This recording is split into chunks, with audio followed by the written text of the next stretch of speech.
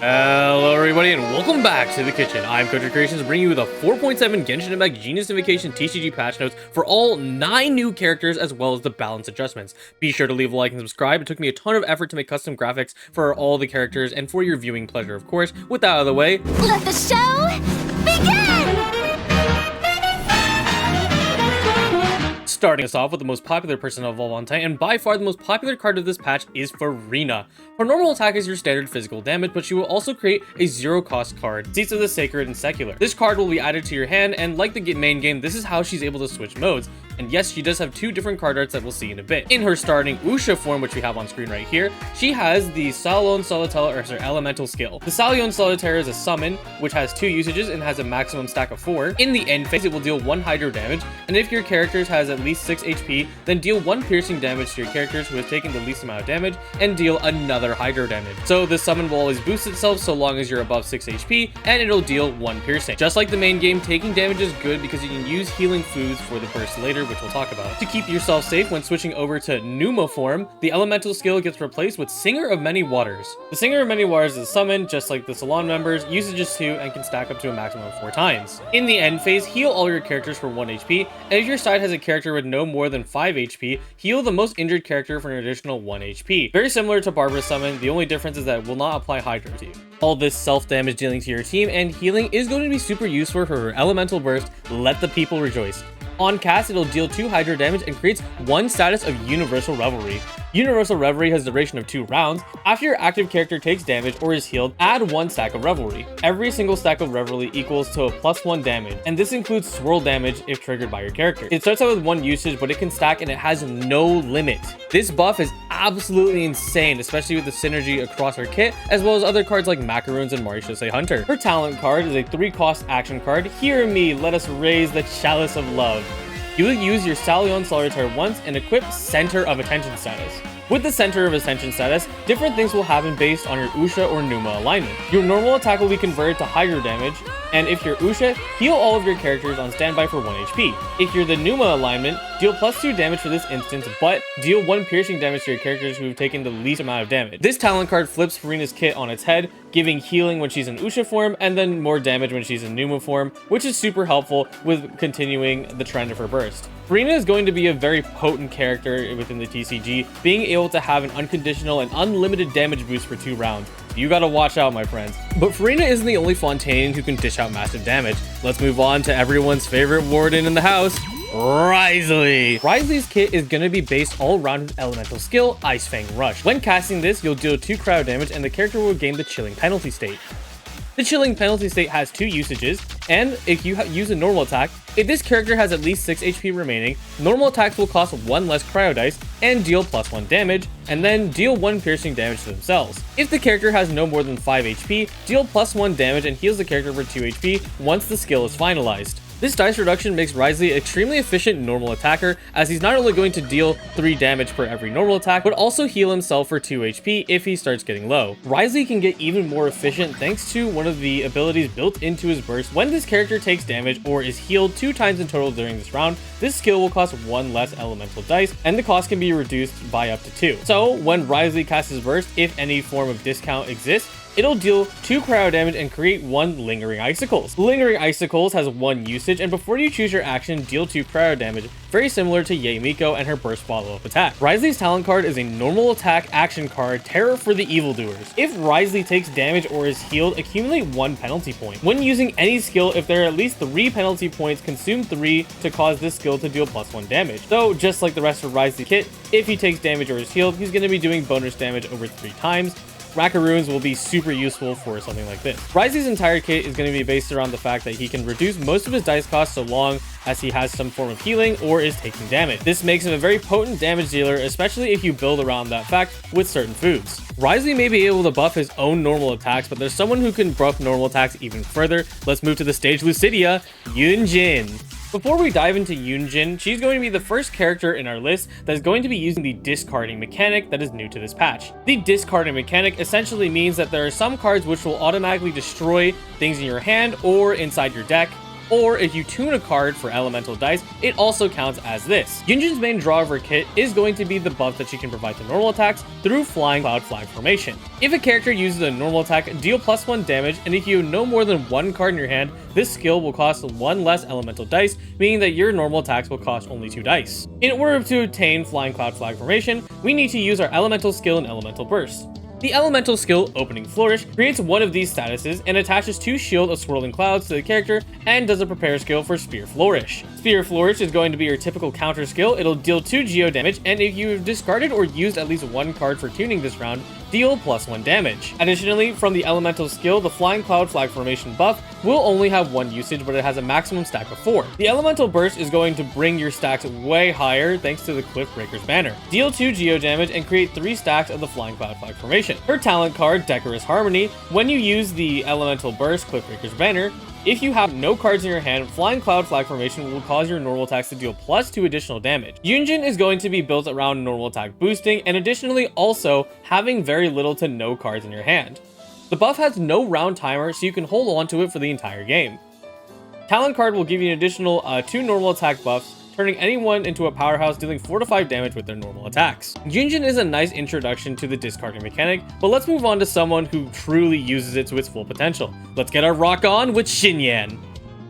Xinyan starts the show by using Sweeping Fervor, which will deal 2 pyro damage. Additionally, it will also randomly discard 1 card with the highest original elemental dice cost in your hand and creates 1 Shielded Passion with 2 points. This is great for decks who mostly want to run discarding support cards. Following up what I would say is personally the main draw of Xinyan's kit is going to be the Rift Revolution. Deals 3 physical damage and 2 piercing damage to all opposing characters on standby. Discard all the cards in your hand and you'll create 1 Festive Fires. Festive Fire has 2 usages, and when you declare the end of your round, if your hand has no more than 1 card, deal 1 pyro damage. Her talent card is a 1/2 action card, Rocket in a Flaming World. You'll use your normal attack once. When Xinyan uses a skill, if you have no more than 1 card in your hand, deal +2 damage once per round. The discard mechanic covers her entire kit, so it must be played in that archetype. Burst is a super nuke which can demolish shield opponents, and pyro damage is just kind of there. The talent can further increase Xinyan's nuking potential by skyrocketing her personal damage with a +2 bonus. With Xinyan rocking up a storm, she's gonna need some new areas for her venues, and who better to build that stuff up than Kaveh? Kaveh, like the main game, will work best in Bloom-type teams. His elemental skill, Artistic Ingenuity, you will deal 2 Dendro damage and creates 1 Burst Scan. Burst Scan has 1 usage and has a maximum stacking of 3. Before either side chooses their action, if your side has a Dendro Core or a Bountiful Core from Nilou, subtract one of their usages and discard the card at the top of your deck. After this, deal Dendro damage equal to the original elemental dice cost of the card you discarded +1. At minimum, Burst Scan will cause you to deal at least 2 damage from Bloom, and if you have any higher cost cards, could be a potential 6 damage. The Elemental Burst will assist Kaveh in creating more blooms with the Painted Dome. Deals 3 Dendro damage, and this character gains Merak's Assistance and creating 2 stacks of Burst Scan. Merak's Assistance has a duration of 2 rounds, and normal attacks will deal +1 damage and be converted to Dendro damage. After a character uses a normal attack, create a Burst Scan. Since the discarding mechanic will burn the top card in your deck, you must run an engine that supports this playstyle. Like Nilou, Kaveh must generate a Bloom Core if he wants to take full advantage of his damage boosting. Off to the side, we have a complete curveball of a talent card, which is the Art of Budgeting. It is a 3-cost action, and you will use Artistic Ingenuity once. After you trigger Burst Scan, the following effects will occur. Add 1 copy of the discarded card into your hand, and if this card is a location card, then the next location card you play during this round will cost 2 less elemental dice, and there's a limit of once per round. While being able to recopy your cards, this is mostly a hilarious talent because it feeds into Kaveh's background as an architect. Kaveh may be making buildings, but I know someone who is interested in destroying buildings. Let's talk about the All-Devouring Narwhal. Before we get into the main pit,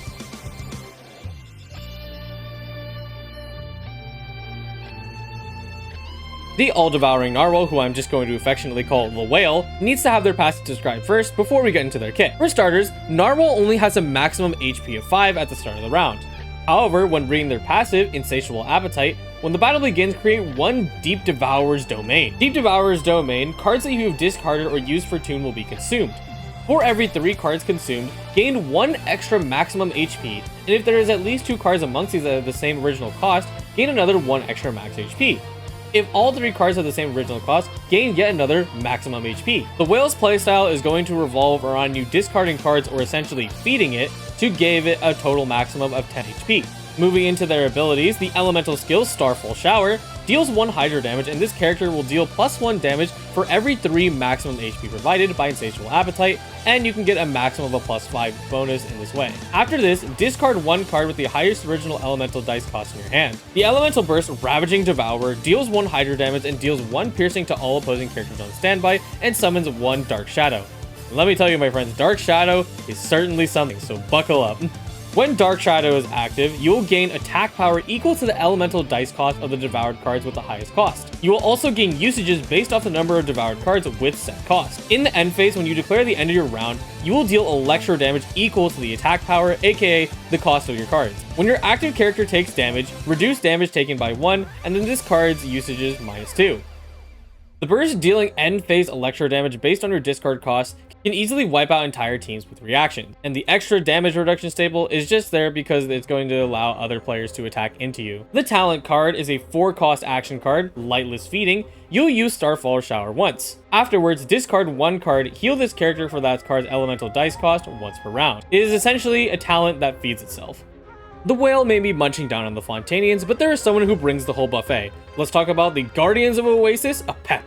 Like the whale, for Apep, I need to talk about their passive skill before we get into the rest of their kit. When the battle begins, create 6 Awaken My Kindred and place them randomly into your deck. After you summon 4 proliferated organisms, this character gains Reignited Heart of the Oasis and obtains 2 shield points. Essentially what this means is that you're going to fold 6 cards into your deck at the start of the round, and you can once they're in your hand, you can play them and it'll summon a proliferated organism. Additionally, summoning multiple times will give you 2 shield points. To be more descriptive, Awaken My Kindred, which is the 2-cost card that will be in your hand, costs 2 Dendro dice.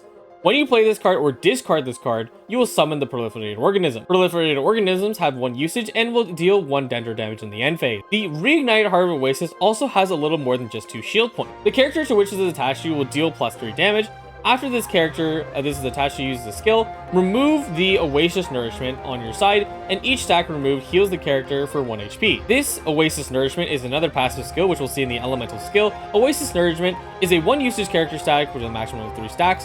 When you play Awaken My Kindred, you will spend 1 less elemental dice. Apep's whole game plan from here is to summon as much as possible and then continue healing for the entire round. And to keep all of these statuses up, their elemental skill, Livestream, will deal 2 Dendro damage and draw Awaken My Kindred card and create 1 stack of Oasis Nourishment. The Elemental Burst, the Ed Falls, deals 4 Dendro damage and draws 1 Awaken My Kindred card and creates 2 stacks of Oasis Nourishment. Additionally, if you want to take this further, the Talent card is a 2-cost equip card, 1000 Young. Create 4 Awaken My Kindred and place them randomly in your deck, and if you have this equipped, you will deal +1 damage. So long as Apep is summoning or discarding cards, they will gain a significant amount of power and sustain across the entire round. The 3 damage bonus and the 4 damage burst is quite a thing to scoff at, doing 7 damage at base. Apep won't be the only beast from the desert who will be adding cards to their hand. Let's take a look at the Consecrated beast, Scorpion. Once again, I will be starting with the passive as well as the card that it generates. Passive skill, Immoral Remnants of Electro. When the round ends, create 2 Bone Crunchers energy block cards and randomly place them within the top 10 cards of your deck. The Bone Crunchers energy block, which you can see below the elemental skill, you can only play 1 of these per round. Randomly discard 1 of the cards from your hand whose original elemental dice cost is the highest and create 1 elemental die of the same type as your active character, and additionally, if your active character is of the Consecrated Beast tag, then gain 1 energy.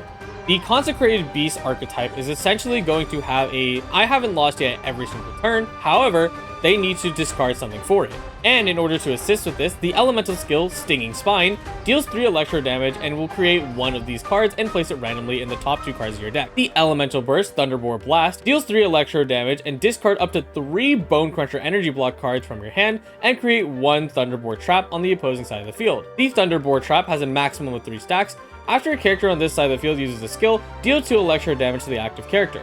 Its usages are going to be based on the initial amount equal to the number of Bone Cruncher energy blocks that you discarded when you made this. To further assist with this, the talent card is a 1-cost equip card, Fatal Fulmination. Create 1 Bone Cruncher's energy block and place it into your hand. After you play Bone Cruncher's energy block, draw 1 card, then create Bone Cruncher's energy block and randomly place it into your deck. Using the discard mechanic, you'll be able to grant yourself 1 dice, and if you're using the Scorpion or Consecrated Beast, you'll be able to get 1 energy. Scorpion is a little more consistent since the special card is in the top 2 cards of your deck. The dice and energy allows you to do more skills and quick burst charging. Burst, if played with discarding multiple Bone Cruncher energy blocks, will slow the opponent's game plan and setup. Flying high in the sky, let's look at the Scorpion's cousin, the Flying Serpent. Flying Serpent, very similar to the Scorpion, has the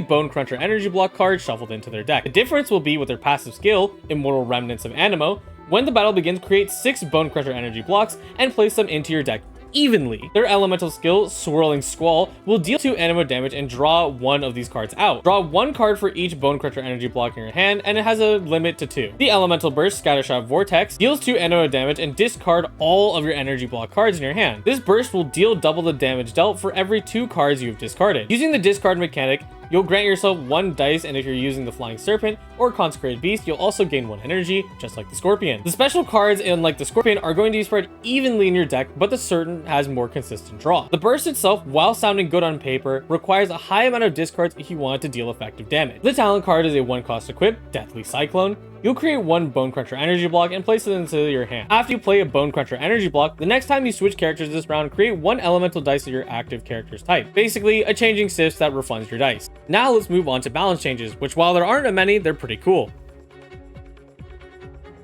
The first change is the only action card change we'll have during this patch, and that is in Every House of Stove.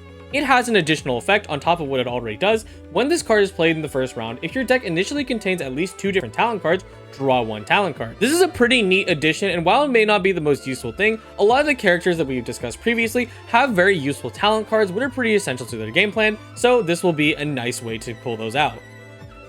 Diluc's talent card, Flowing Flame, you'll use Searing Onslaught once, and for the second and third times you use this skill in one round, when you use Searing Onslaught, you will spend 1 less Pyro Dice. This is a nice little buff, as it only used to reduce it by 2.